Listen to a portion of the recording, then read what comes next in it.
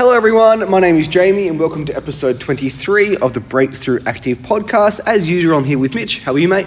Good afternoon, everyone. G'day, Jamie. Good to be on here again. It's been a little while. It has. It was last Monday, but even more exciting, next Monday we've got Tony K on. Now, Tony K is one of our members and he is an NLP coach, which stands for Neuro-Linguistic, that's a hard word to say, Neuro-Linguistic Programming. And it's all about... he'll explain it better than I will, but it's about having anchors with your speech to help you take action. And that leads us to today's podcast, which is all about consistency. Now, if there's one thing that Mitch and I believe in above all else, it is consistency. Yeah, when it comes to training and nutrition, which is going to be the bulk of what we're talking about today, we are both absolutely firm and avid believers that consistency trumps all. And that's what we're just going to discuss in some more detail here in the podcast today, because we really do believe that it is of the utmost importance, and it is a conversation that we do have with our members quite often when it comes to people who may have some highs and lows within their training and their nutrition. So we just want to talk about the importance of it and give a few real life examples of why it is as important as it is. Now, I'm paraphrasing from a speaker called Simon Sinek. I heard this a few days ago and it really rang true. If you brush your teeth tonight... I plan on doing that. Me too. But if you brush your teeth tonight, you wake up the next morning and it does nothing. So then the question would be, why are you brushing your teeth nightly? However, if you don't brush your teeth for 6 months, they fall out. Let that sink in. It's and the reason why, Jamie and I spoke about this off camera here for a little bit, and why that did rung true for Jamie is because there are a lot of parallels between that and training. You can come in and do a session this morning, and if that's the only one you ever do, it's not going to make any difference whatsoever. No, and just because you don't see that initial result, or you don't get something out of it, like when I brush my teeth, my breath smells good, but when I wake up the next morning, it's like I've never done it. So why am I doing it? Why would you go to the gym daily? Why would you sleep consistently? Why would you eat the right amount of calories, get your protein intake? Why is it so important every day? Because consistency is absolutely everything, and it's about those small wins day in and day out that build up over a long period of time. Yeah, and I think this holds true, obviously, for nutrition as well, even more so with training probably, because training is something you are doing, anywhere between probably 2 and 3 to maybe 5 times a week for those who do come in here a little more. But with your nutrition, you're eating 25, 30, 35 times a week. So one good meal, or in the contrary, one bad meal, isn't going to make or break your week. And more importantly, it's not going to make or break how you look or how healthy you are in general. It is a product of all the meals that you have over the course of a day, the week, a month, a year, 5 years, 10 years. And that's something that, like I mentioned earlier, we are absolutely avid believers in, because this is what we follow and what we believe and what we have been doing for years and years. And, we have had setbacks along the way with our nutrition, with our training, but, through our own personal experiences and through our experiences with our members and with our clients, we just know how important it is. And I know it might be a silly example like brushing your teeth, but you can have the best shower of your life. You can wash every crevice. Shampoo, conditioner, body wash. Yeah. There's this nice mint tea tree oil I like to use. I haven't told you about that. It's really good. Anyway, I'll walk out of that shower smelling like $1 million. If I don't shower for the next 7 days after that, I'm going to smell horrendous. Wouldn't even take that long, probably. No, like 36 hours. Yeah.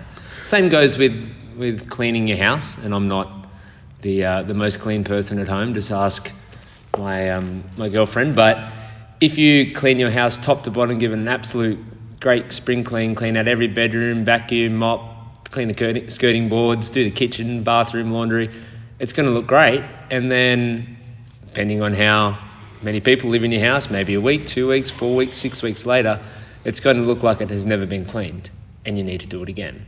And the same applies with training, the same applies with nutrition, the same applies with brushing your teeth and showering. Anything that needs to be maintained needs consistency. And that might sound very obvious, but what we're obviously very passionate about is consistency with training and being active, and also consistency with our nutrition. And especially as we get older, I think what I've learned about consistency, it is so important at maintaining relationships.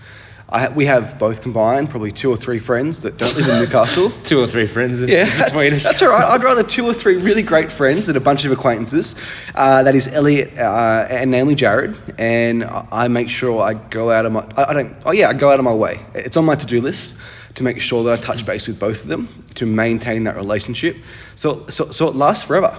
I could have the best weekend with Elliot and Jared 12 months ago, but if I haven't been touching base with them weekly, I don't know what's happened the last 12 months. Jared's had a kid.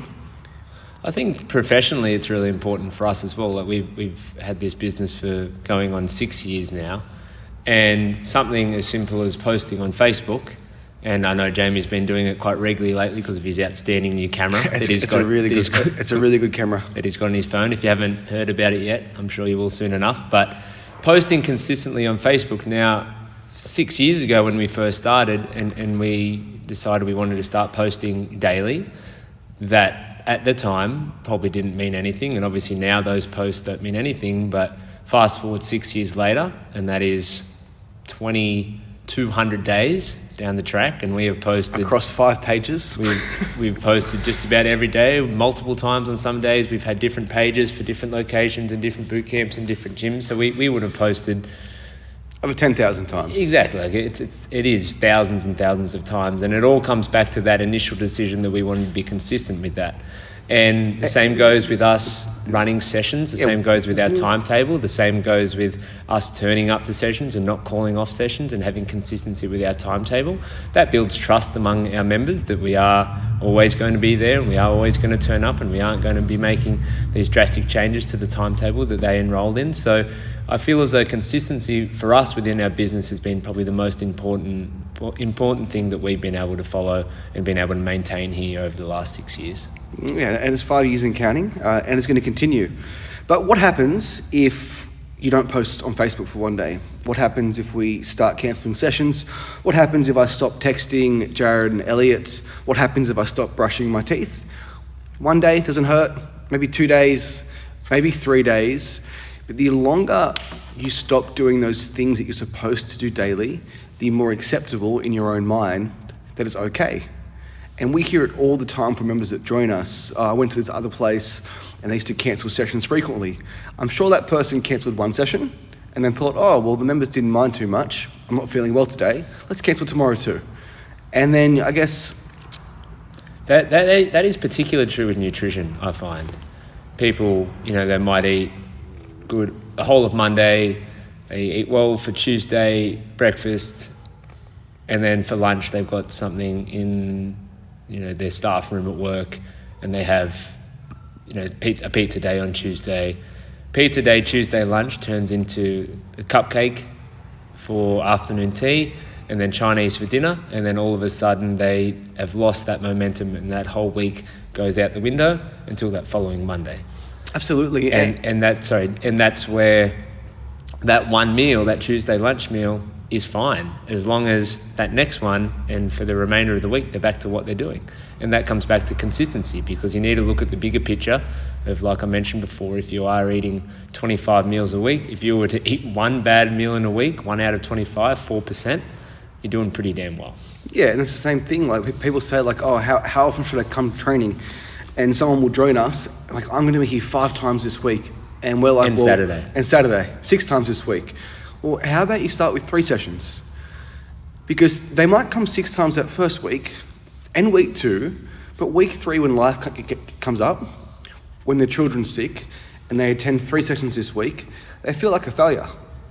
And failing that 3rd week in their own mind might lead to the next week they come 2 times, week 5 they come once, week 6 they've completely lost every ounce of motivation, consistency, accountability that they had when they first started with us. I think that comes back to just setting unrealistic expectations to begin, because if they have in their mind that they are going to be coming 6 days a week, for starters, especially anyone with a family, there are going to be things that come up that are going to stop you to be able to train 1, 2, if not 3 of those days, especially if you are trying to fit it into time slots that maybe aren't the most suitable for you.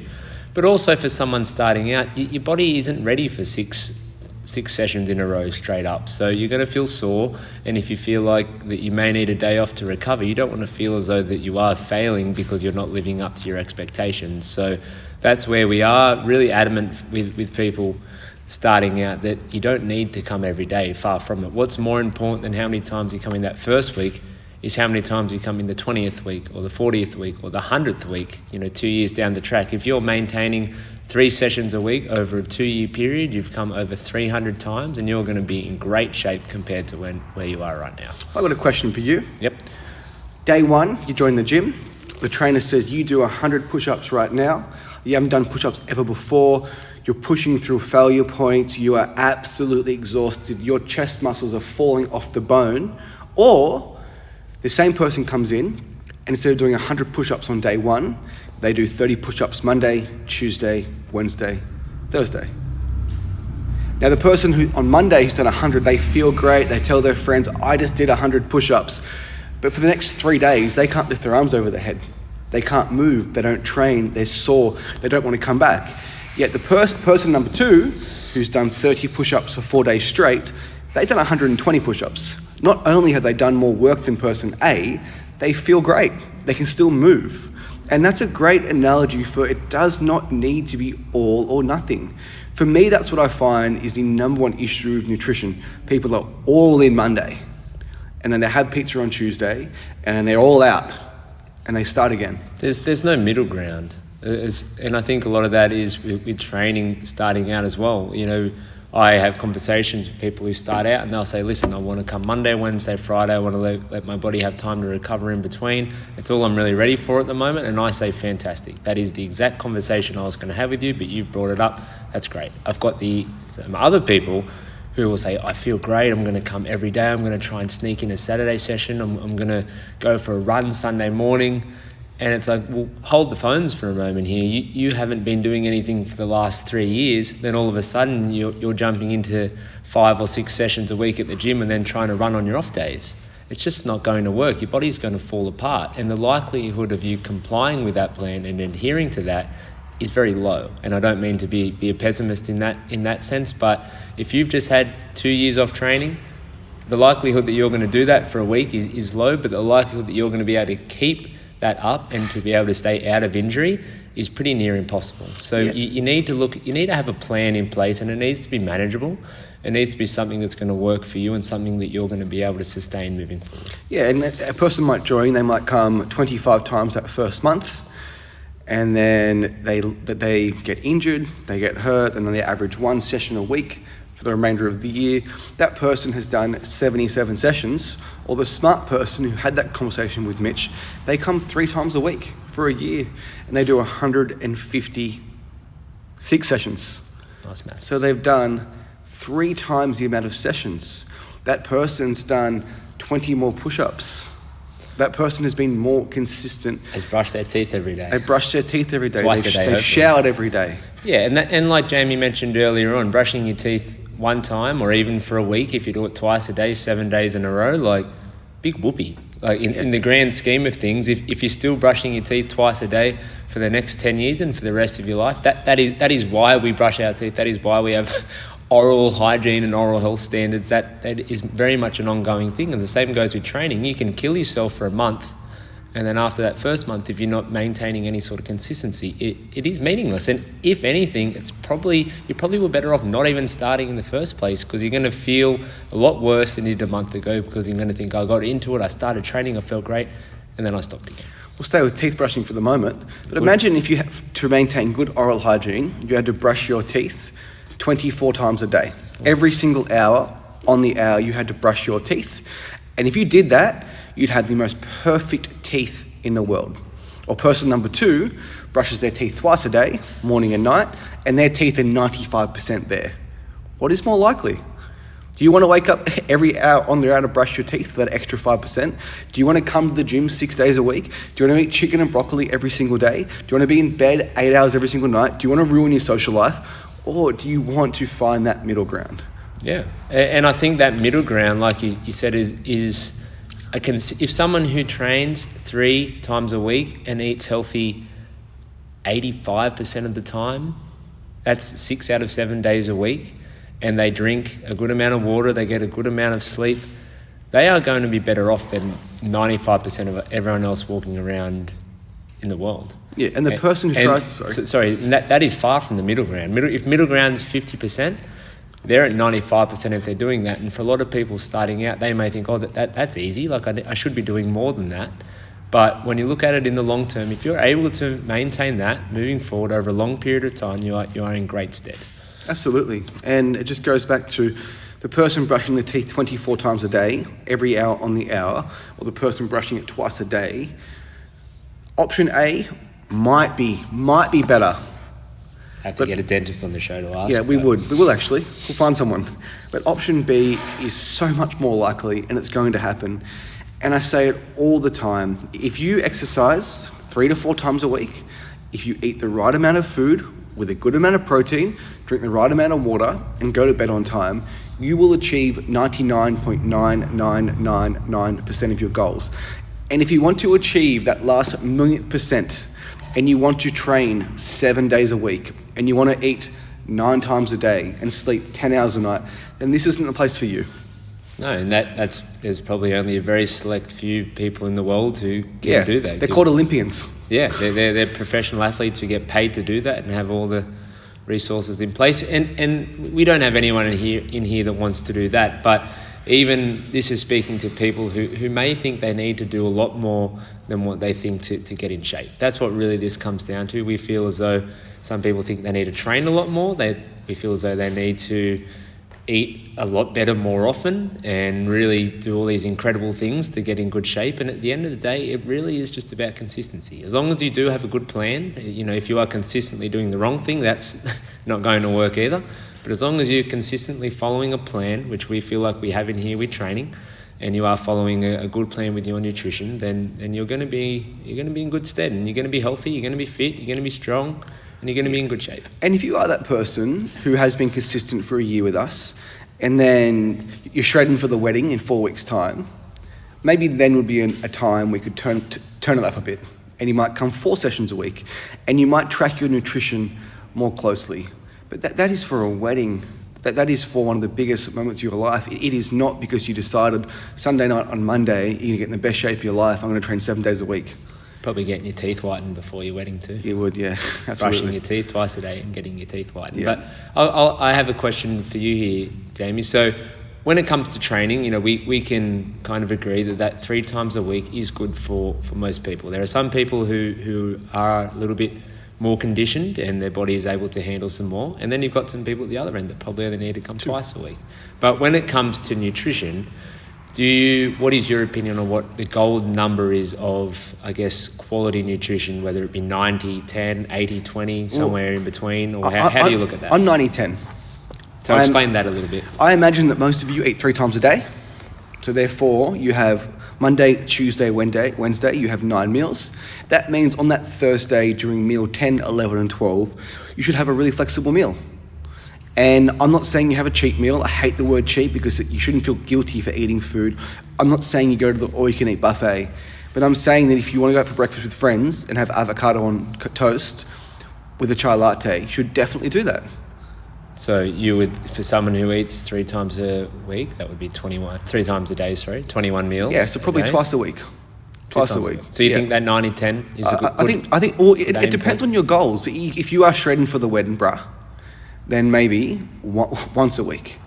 If you are a little bit more flexible, maybe twice a week. And if you are in a really good maintenance period where you're happy with your appearance, you're happy with your body composition, you're training, you're sleeping, doing all the right things, 3 times a week.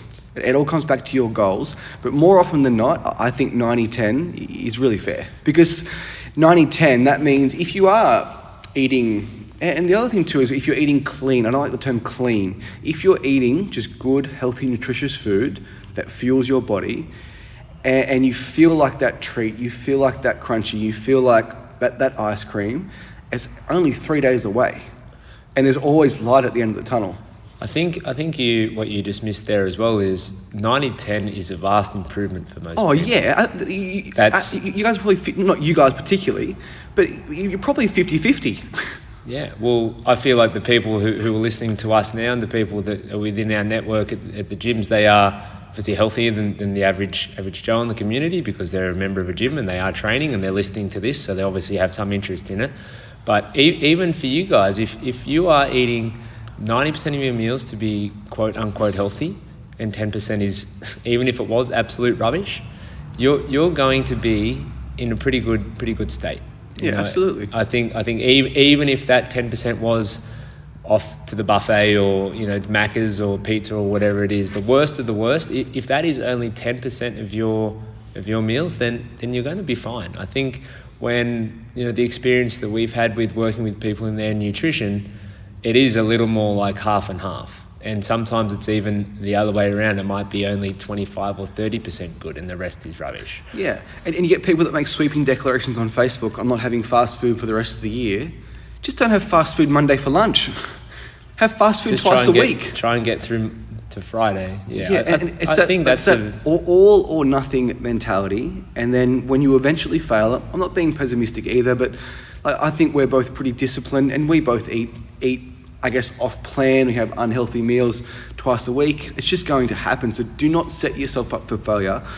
Do not disappoint yourself because you start associating food and guilt. And that's where eating disorders are born. When you feel guilty about what you eat and then you starve yourself until the next cheat meal, then you feel guilty again, and that cycle repeats itself. I think you'd all be very surprised with what I ate, and I can tell you this right now, I haven't felt guilty for 2 years. Yeah, I think a lot of people have a very unhealthy relationship with food because they have an unrealistic expectation of what it is to be healthy. Well, a great example is I was currently dieting, I'm in a calorie deficit, which is a slight fat loss phase, and I had planned my meals out for the week, and all of a sudden, Wade, my brother, some of you met him, surprised me. He popped in, and that night we went out for dinner. I went to the Grain at Hamilton, had Thai food, had Cold Rock. Now, should I feel guilty for that? Enjoying that meal, spending time with my brother, who I haven't seen for 6 months? Or do I understand that I've been eating really good the last 3 or 4 days, and the next 3 or 4 days I can just get back on plan? And not the world's over, not restart Monday. Yeah, and I think that, like I said, having unrealistic expectations of what it is to be healthy. Because some people could look at that and think, oh, I had Thai food, I was meant to have, meat and veggies at home, and then I had ice cream and I never have ice cream. Let's just blow off the rest of the week and I'll start again Monday. Then that one bad meal turns into 4 days of debauchery. And I think that's where having that plan in place as well for something that is sustainable is so important. And a little bit off tangent here, but that's why, especially me, but I think I can speak for Jamie as well, we are not advocates of the keto diet, which we get asked about sometimes, because the science may make sense, and some people may feel as though that it works for them, but what is the likelihood that you're going to avoid carbohydrates for the rest of your life? I hate that diet more than anything else in the world, because someone could be eating really healthy, they're eating like good quality lean protein, good quality fresh vegetables, which is the keto diet. It is not butter in your coffee. All of a sudden, their friend offers them a banana, a healthy banana, and then you think, oh, well, I'm on keto, I can't have a banana, I can't have vitamin B and fiber.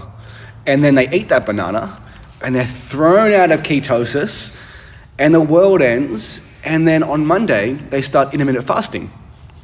And something like the keto diet, you may not be able to go out for dinner with your friends and family because you've looked at the menu and there is nothing that does have, you can't go to an Italian restaurant because everything has carbohydrates, pizza, pasta, etc. So I think when anything is affecting your social life to the extent that may be, then it's obviously not something that is sustainable. We'll talk about this in another episode because it requires more depth and detail, but everything that you hear about dieting right now is the exact opposite of what I was taught for the first 28 years of my life. 6 small meals a day to boost your metabolism. Now we have to have 1 meal a day or start fasting protocols.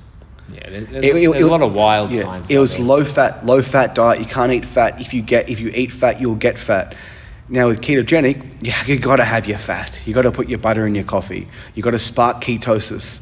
Literally every single thing I learned growing up through Healthy Harold as a child, watching The Biggest Loser, 6 small meals a day. Now there's a huge push towards fasting. No wonder everyone's confused. Yeah, exactly right. And we are a bit off tangent here, but purpose of that even again is finding something that is sustainable for you, because above all else, the most important thing is consistency, whether it be with your nutrition or like we have spoke about in some detail here with your training. So in summary, if you are a numbers person, 3 times a week is going to be good for 90% of you. Eating 90% good food, 10% crap is going to be good for 90% of you. If you feel as though you do fall within that 90%, then that's a very good starting point. Obviously, like Jamie mentioned, if you have been training for a little while longer, been with us for a year, you're looking to get into shape for something specific like a wedding or whatever it may be, then that may change a little bit. But we're talking to the masses and in generalities, and we feel as though that what is required to be in shape is a lot less than what a lot of people think. Yeah, and you can go to the gym today. You can do every single session. You can do 7 sessions with us, even though we wouldn't allow it. You can go home, look in the mirror, and there'll be no difference. You can do that for a few weeks, and there's probably not going to be. Yeah, and I'm paraphrasing Tony Robbins.